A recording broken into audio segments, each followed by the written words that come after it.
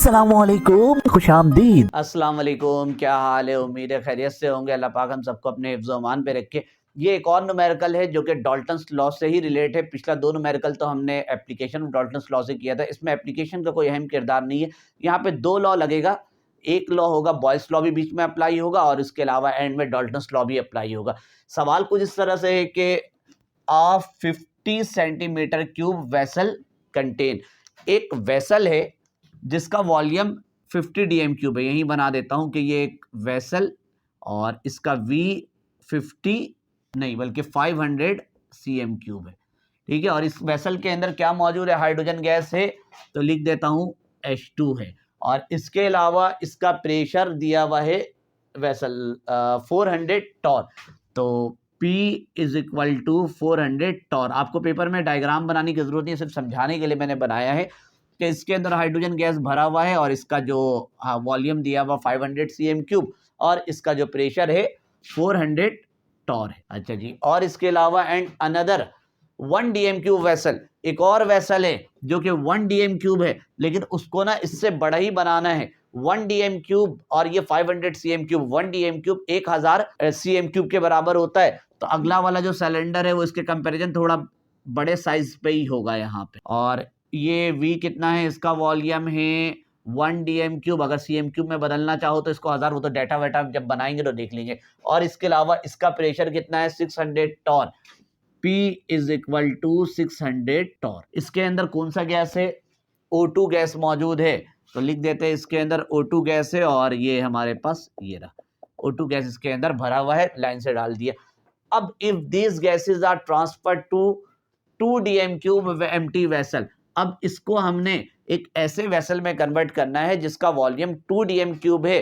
तो अब वो वाला वो जो होगा कंटेनर, वो तो इन दोनों से भी बड़ा होना चाहिए एक हिसाब से, क्योंकि ये 500 का था, ये 1000 सीएम क्यूब का था। डीएम क्यूब 1 लिखा हुआ है। वो जो अगला वाला जिसमें ये दोनों गैस को हमने ट्रांसफर करना है, उसका वॉल्यूम जो दिया हुआ है 2 डीएम क्यूब, इसका मतलब है कि 2000 सीएम क्यूब होगा उसका। ये बड़ा सा थोड़ा बना देता हूं मैं। ये इन दोनों गैस को इसमें कन्वर्ट किया जा रहा है। यहां से हमने इस वाले को भी इसमें भेज दिया और इस वाले को भी इसके अंदर भेज दिया। हाइड्रोजन वाला गैस भी यहां आ गया, तो हाइड्रोजन गैस इसके अंदर पूरा आने के बाद फैल जाएगा हर जगह। इसके अंदर नजर आ रहा होगा ये हाइड्रोजन हाइड्रोजन हर जगह फैला हुआ। ठीक है, वहां पर तो इतने से जगह में था, 500 सीएम क्यूब के जगह में था, अब वो बड़े से जगह में आ गया जिसका वॉल्यूम जो यहाँ पे दिया हुआ 2 डीएम क्यूब दिया हुआ। पूरे में पहले जाहिर सी बात है थोड़ी जगह में थोड़ी रुकेगा, गैस का मॉलिक्यूल निकल गया बड़े जगह में, जितना उसको जगह मिलता रहता है वो फैलता रहता है। जैसे परफ्यूम है, अगर कोई भी गैस वगैरह किसी सिलेंडर के अंदर बने उसका स्मेल नहीं आता, जैसे ही उसका ढक्कन खोलो अगर वो गैस निकलता है तो पूरे जहां उसको जगह मिलता जाएगा फैलता जाएगा।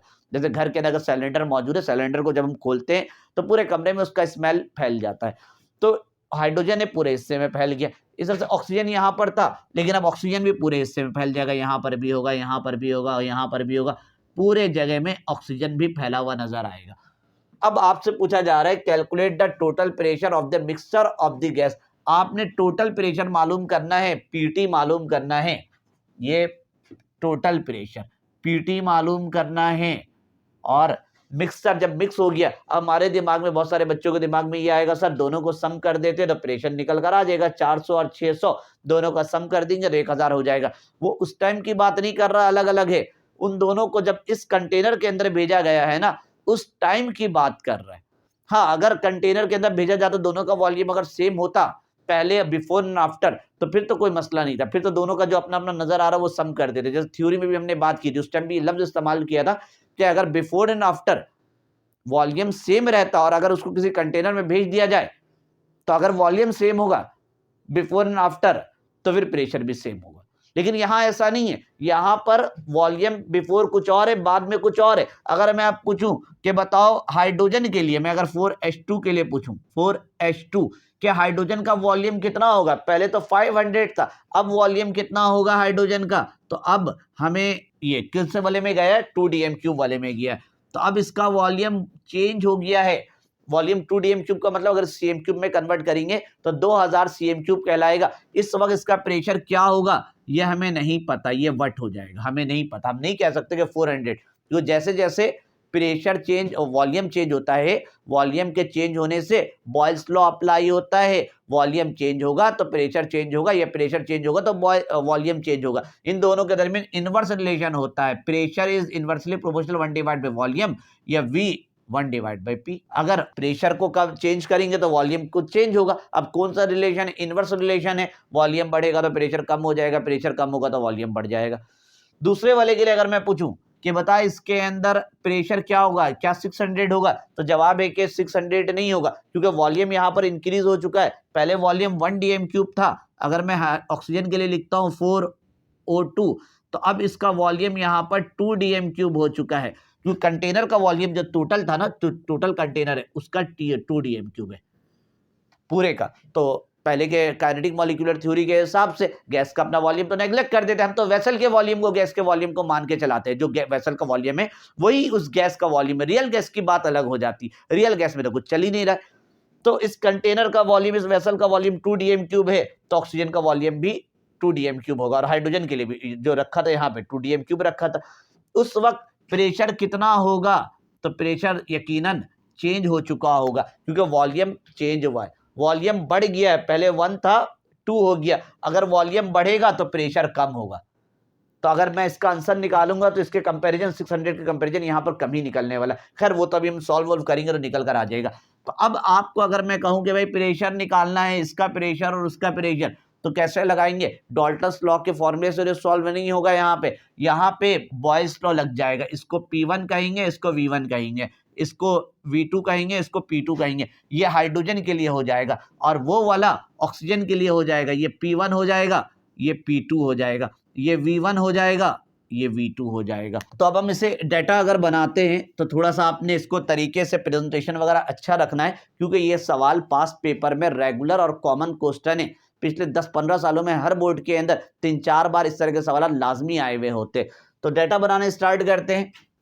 डाटा के अंदर सबसे पहले हम काम करेंगे हाइड्रोजन के लिए, तो लिख देता हूं यहाँ पर।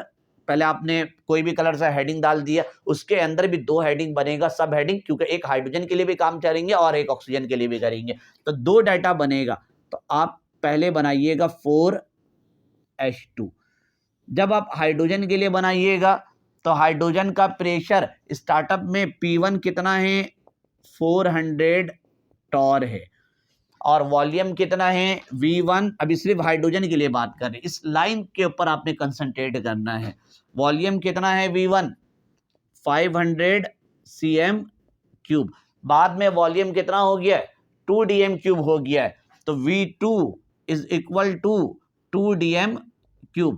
अब एक मसला है, ऊपर वाला cm³ है, नीचे वाला dm³ है, तो दोनों को एक यूनिट में होना लाजमी है। तो 2 dm³ कितने के बराबर होता है? तो भाई 2 × 1000, क्योंकि ये तरीका अगर आपको याद हो तो यूं बनाया भी था, दाव मेडिकल कॉलेज, इसका पूरा निम्निक्स वगैरह बताया था। D का मतलब है dm³ और C का मतलब होता है cm³। पूरा इसको हमने पढ़ा था। dm³ से cm³ में जाने के लिए M से जो चीज आ रहा है, M से आ रहा है मल्टीप्लाई।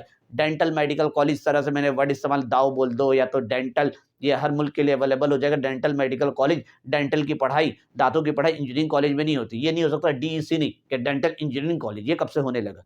डेंटल मेडिकल कॉलेज, तो ये वाला आपको प्रीफिक्स याद हो जाता, किसी मुल्क के लिए अवेलेबल हो, ये निम्निक्स आपको काम आएगा। तो इसलिए हमने dm³ से cm³ में बदलना है, तो मल्टीप्लाई बाय 1000 करेंगे, इसको इससे मल्टीप्लाई कर दीजिए तो 2000 cm³ आ जाएगा यहाँ पर। और मालूम क्या करना आपने इस टाइम?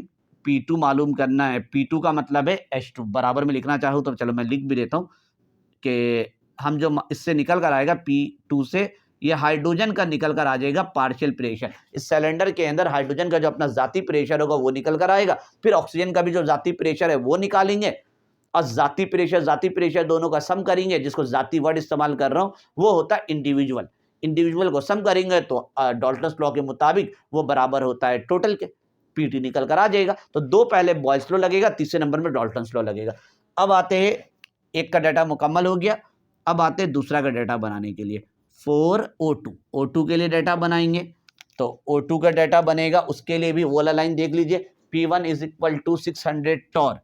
तो लिख दीजिए यहाँ पे P1 is equal to 600 Tor.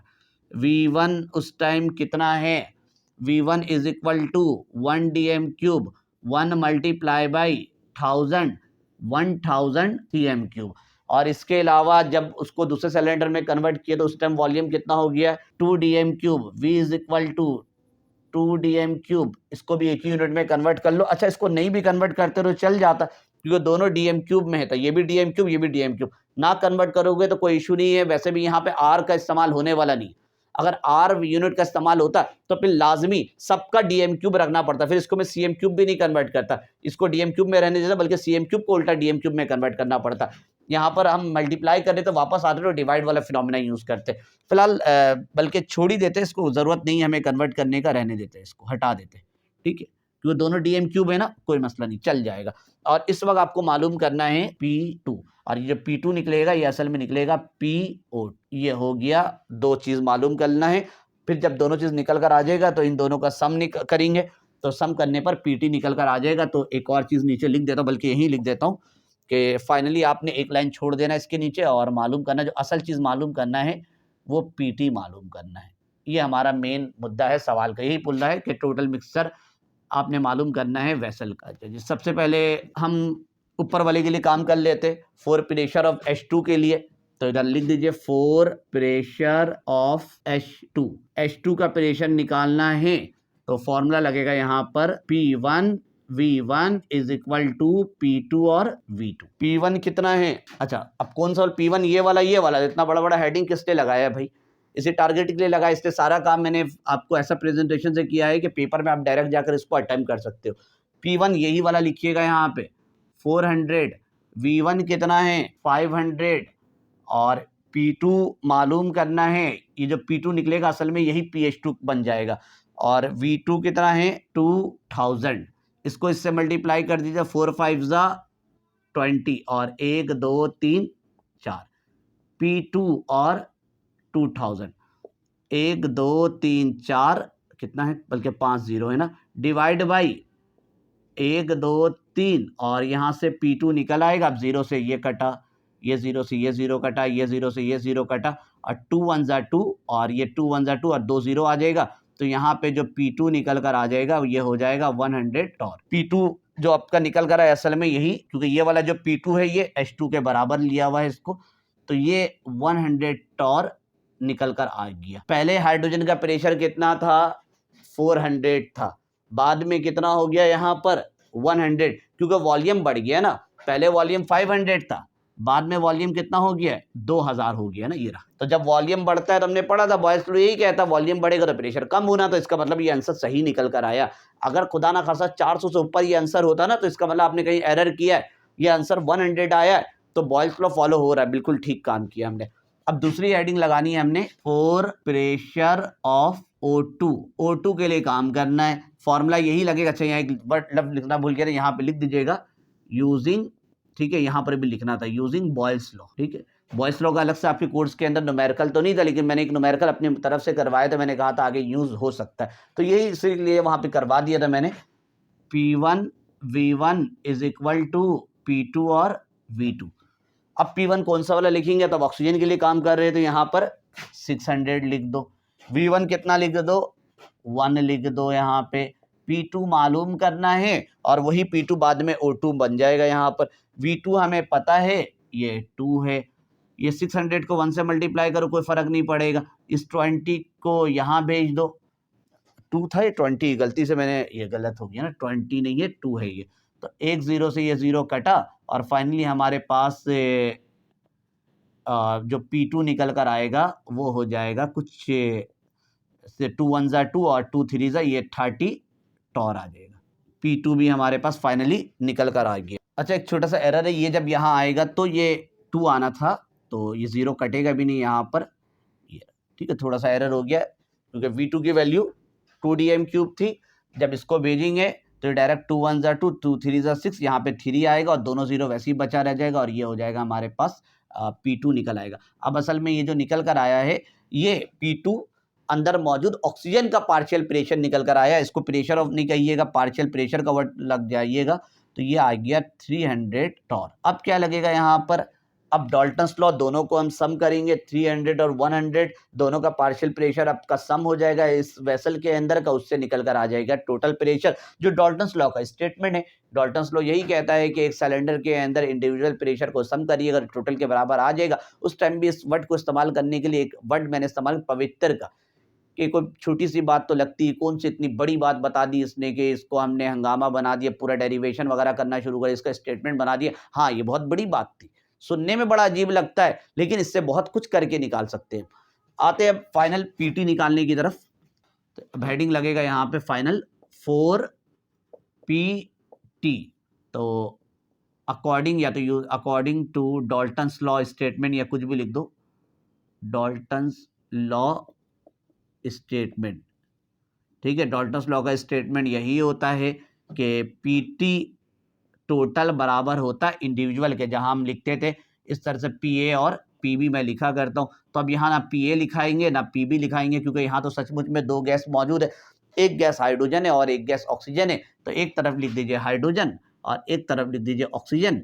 ये PT is equal to hydrogen का हुआ 100 और ऑक्सीजन का है यहाँ पे 300, दोनों को सम करेंगे तो ये हो जाएगा 400 टॉर। तो कहीं पर आर का इस्तेमाल हुआ नहीं, इसलिए मैंने सारा कैलकुलेशन टॉर पे रखकर कर दिया, कोई मसला नहीं रहा। अगर आर का यूज होता तो फिर मैं टॉर भी नहीं रखता और सीएम क्यूब भी नहीं रखता, दोनों को मुझे बदलना पड़ता। तो ये आपका न्यूमेरिकल वाला पार्ट लगभग यहाँ तक मुकम्मल हो गया। अब पास पेपर आपके स्क्रीन में भी शो हो रहा होगा, आप लाजमी इसको बनाइएगा, क्योंकि इससे रिलेटेड पेपर में घूम फिर कर सवालात आते रहते।